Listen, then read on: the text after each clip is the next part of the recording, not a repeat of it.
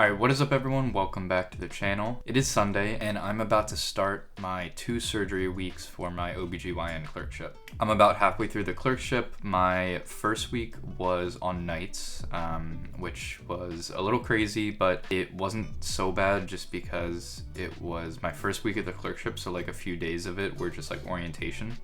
So I ended up only having 2 night shifts. And then these past 2 weeks have just been all outpatient stuff. So my week 2 was our subspecialty week. So a lot of it was just like shadowing, basically just rotating through a few different subspecialties in OBGYN and kind of just doing like a half day to get a sense of what the field is like. And then I just finished my outpatient clinic week where it was in like the resident free clinic, and we had a few days of OB clinic, few days of Gyn clinic, and I got a lot more actual hands-on experience because, it was a very busy clinic and they really needed the students' help to take histories and help triage patients. So really for the past 2 weeks, the schedule hasn't been that bad. It's been a normal sort of like 8:30 to 4 clinic schedule. But I'm moving into the 3 hardest weeks of the clerkship because, as I mentioned, these next 2 weeks are the surgery weeks, and then I finish on L&D. So my schedule is gonna get a lot more hectic. I'm gonna have to get up a lot earlier. So tomorrow, Monday, is my first day of Gyn-Onc, and we have to get there at 5:30 for these next 3 weeks to start pre-rounding on patients, and then, round with the resident, and then sign out is at 6:45.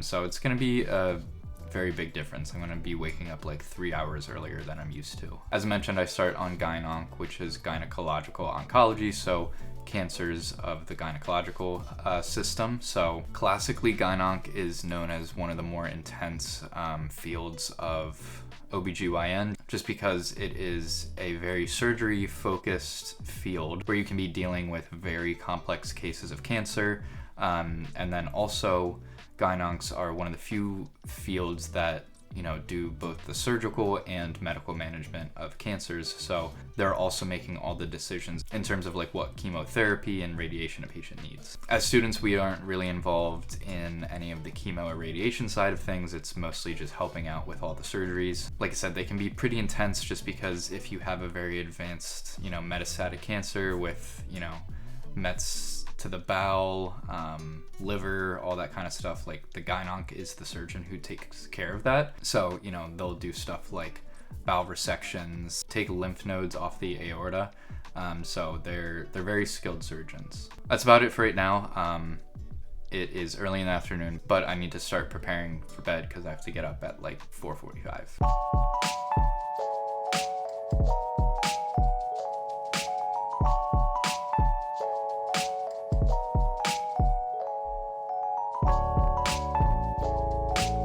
Alright, so it is Wednesday of my Gyn-Onc week, and I have a few days of surgery under my belt. The first day wasn't too bad just because it was a lot of robot cases. Gyn surgery is one of those surgical fields where you try to be as minimally invasive as possible. Before the invention of the robot, they were doing a lot of laparoscopic cases. They still do a lot of laparoscopic, but usually if a surgeon's able to use the Da Vinci robot, they will. The hospital that I rotate at has, I think, 3 or 4 Da Vinci machines. So, there is a good availability of them. So I was able to see 2 robotic assisted total hysterectomies. That was on Monday. So they're actually very simple procedures. You go in, get your access, and then you basically cut a few ligaments that are holding the uterus to the lateral abdominal or pelvic wall, and then you get another ligament that's holding the ovary to the wall. The one that's holding the ovary has ovarian vessels, so you need to be careful to ligate those properly so the patient isn't going to bleed. And then basically you cut into the broad ligament. It's basically like a double folding of peritoneum that's covering the uterus. So you cut into that and then find a surgical plane between those two layers, and sort of dissect down that plane. And the reason you do that is to make sure you're not going to accidentally cut the bladder, because the uterus sort of lies right next to the bladder. So once you're safely into that plane and know you're not going to injure the bladder, you then start to make cuts into the cardinal ligament, which has the uterine vessels. So once again, you need to be really careful there to ligate the vessels properly so patient isn't going to bleed. And then so the last part of the surgery is just making incision sort of around the cervix. Usually in total hysterectomies, you take the cervix out. So that's why you make a cut like right around the cervix. And then to actually get the uterus and, usually the fallopian tubes out, usually pull it out through the vagina. So that's why you make an incision like all the way around the cervix, because then you can just pull everything out. I think in one of the cases they did take the ovaries, and the other they didn't. That doesn't change the surgery too much. You basically either take everything out together, or if you're leaving the ovaries, you sort of just cut the ovaries off right at the fallopian tubes. And yeah, once everything is out, basically suture together like the anterior and posterior parts of the vagina to make like a vaginal cuff. They are pretty fast. I think the ones that I saw were like an hour and a half. So yeah, not too bad. And then on Tuesday was resident didactics in the morning. So one of the didactics, we went over to a sim center and did a simulation for umbilical cord prolapse. So that was interesting. I had never really learned too much about that, and it's like an obstetrics emergency. If that happens, you need to take the patient to the OR right away to do an emergency C-section, just because it's very dangerous if the cord starts to, prolapse out of the uterus. So they basically had a simulation where, the fetal heart tracing showed some distress. I think the heart rate dropped or had like a bunch of variable decelerations. So they checked the patient, felt that there was a cord. And basically what you do if that happens is the person doing the, cervical exam has to basically get on the bed and keep their hand in the patient to make sure the cord isn't going to fully prolapse. And then they literally ride the bed on the way to the OR to do the surgery. It's, sounds very intense. The simulation itself was very intense and chaotic. So yeah, I don't know, that was cool to see. And then afterwards, to sort of unwind, they did a pumpkin painting contest. So that was just like a nice sort of team building exercise where they just relax, listen to music, and painted pumpkins. And then I think the whole department is like gonna vote on them, and the winner gets a gift card or something. So yeah, all in all, that was a nice day. And then today I was able to see a really cool procedure where we did an XLAP, or exploratory laparotomy, which is where the classic like big midline incision, sort of right around the belly button, and then you open the patient up to be able to visualize everything very well. And we were doing it because the patient had a large tumor on her ovary, and they thought it was benign, but some of the testing that she had done said that it was suggestive of being malignant, which is sort of the reason why they did it open, just to prevent any sort of rupture of the cyst and like spilling of any like malignant cells. It ended up being an endometrioma, which is benign, so that's good, but it was still just interesting because I'd never seen an open XLAP like that. I don't know why, I just never saw it on my surgery rotation, so it was really cool to have that experience. Overall, I've been liking, this surgical week so far. It's been a while since I was in the OR. It's been like 6 months since my surgery rotation, so it's good to be back.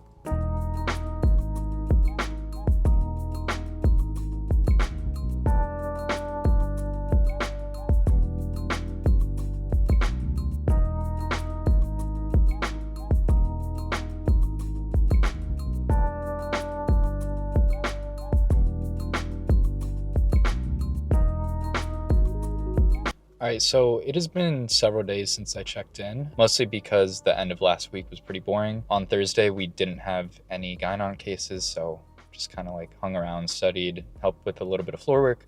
And then Friday we had didactics, so we didn't like have any clinical responsibilities. We just did online lectures all day. But now I am on my benign gyne surgery week. So still surgery, very similar to what I did last week in terms of like workload and when I have to get to the hospital and stuff, but focus is going to be on all benign things, nothing to do with cancer. So last week I was working with all like gynecological oncologists, so people who completed an OBGYN residency and then did a 3-year onc fellowship. But people I'm working with this week either just did a normal 4-year residency and no extra training after that. Sometimes I'll be working with people who did a specific like minimally invasive surgery fellowship. And then also we work with the urogyns. So people who did residency and then did a 3-year urogyn fellowship. So kind of get a little bit of different stuff this week. And yeah, I'm excited. So today is Tuesday. Yesterday wasn't too exciting. I basically just saw a few more total hysterectomies that were robot assisted. So stuff that I saw last week really wasn't that different. And then earlier today was actually really exciting because part of the resident didactics was a 2-hour session with like medical device reps. Were basically donating a bunch of training equipment to the residency. They brought in, I want to say like 3 or 4 different simulation, devices, contraptions, setups, whatever you want to call it. Gave a little spiel about like what the company is and that their goal is to give these training materials to every single OBGYN residency in the country, which is awesome. And then sort of they set up different stations and we went and sort of learned how to use them. And then all of the things that they brought, they were leaving with the residents so they could practice whenever they wanted, which is so great just because, surgery is such a huge part of OBGYN, but sometimes, especially earlier on in your training, you're not able to get a lot of hands-on experience. So with these simulations, they can practice their skills, and OBGYNs all have to take like a skills exam at the end of their training. So they literally brought the same sort of things that they take those tests on. So like there was a laparoscopic surgery simulator where there was a task built in that was identical to what they have to do on their skills exam. So I wasn't able to use that, unfortunately. I wanted to use a different simulation that was using something called a myosure, which is basically a hysteroscope, so a scope that you put into the uterus to look different growths like endometrial polyps. And then it has a device attached, which has like this spinning blade where you use to basically eat away at the polyps to remove them. I thought that was like the coolest looking one, so I wanted to see that. And it reminded me a lot of things that I've seen in the ortho OR, because they do a lot of, they call it arthroscopic surgery, where they use like the cameras and, a very similar device that they use to sort of clean up old damaged cartilage. So I was like, oh, I've seen something very similar. I want to try it out. So that was really cool. It was funny because me and a few of my classmates all kind of went back to back, and the guy was surprised at how well we were doing, and we were all like, oh, he was like, okay, that makes sense. Like there's literally been studies on video game use in these sorts of surgeries, just because it's a lot of like hand-eye coordination, depth perception stuff that you learn if you play video games. So yeah, all in all, been a cool day. And yeah, I've got a few more days left on gyne surgery. I'm definitely feeling the longer days. It's a lot to get adjusted to. I haven't been on this sort of schedule since surgery, and there's also a lot less students on these surgical services than I'm used to, like based on my surgery clerkship. So I'm having to do maybe like 4 or 5 cases a day, so it's a lot. It's a good experience and I like it, but then it's taking away from study time, which is always an offset. I'm very excited to get through this clerkship, and once I get done with step, I'm not really going to have that pressure of having to study too much on top of doing everything in the clinic or the hospital.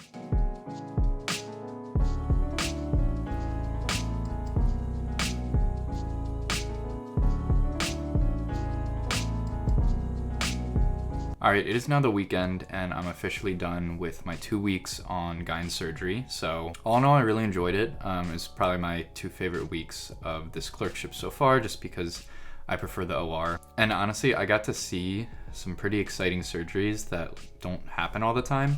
You know, I mentioned earlier in the video that I was able to see that one open X-lap on Gynecologic, where we took out that large endometrioma, and that was like the first open surgery that I had really seen. I guess not first open surgery, because there were some like smaller open surgeries on my actual surgery clerkship, but it was the first time ever seeing an X-lap, so making that huge like midline incision into the belly, and being able to see everything inside the abdominal cavity is my first time ever seeing that.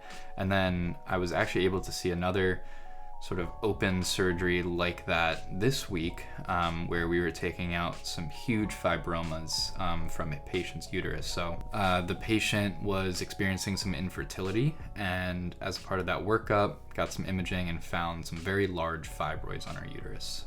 So fibroids are basically benign growths of muscle tissue that, the uterus has a layer of muscle tissue. Sometimes it grows too much and then forms fibroids.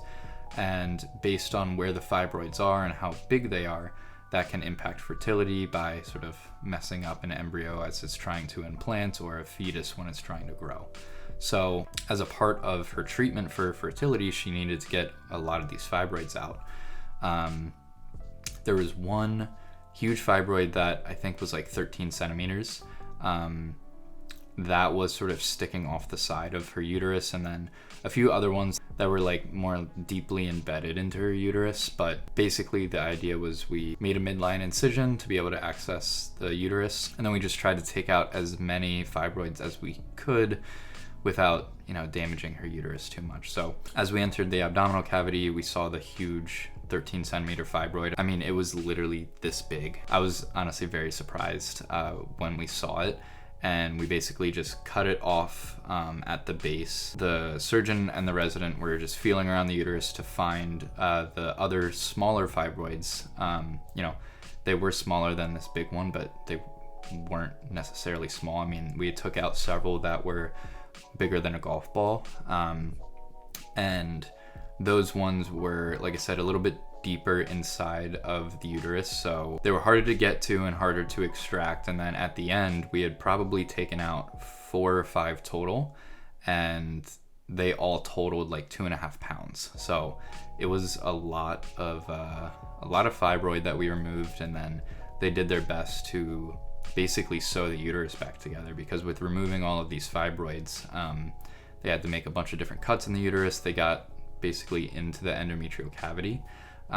So they had to get everything back together, and then they said basically this patient should ideally wait like 18 months before trying to get pregnant again, just because, like I said, they cut into the uterus. They want to make sure it is completely fully healed before she attempts to get pregnant. So that was apparently a more rare case that, like, I think a few of the residents were fighting over to be able to do, just because it was a cool one. So I'm really glad that I was able to see that. In terms of going forward, I'm moving into my last week of the clerkship, which is labor and delivery.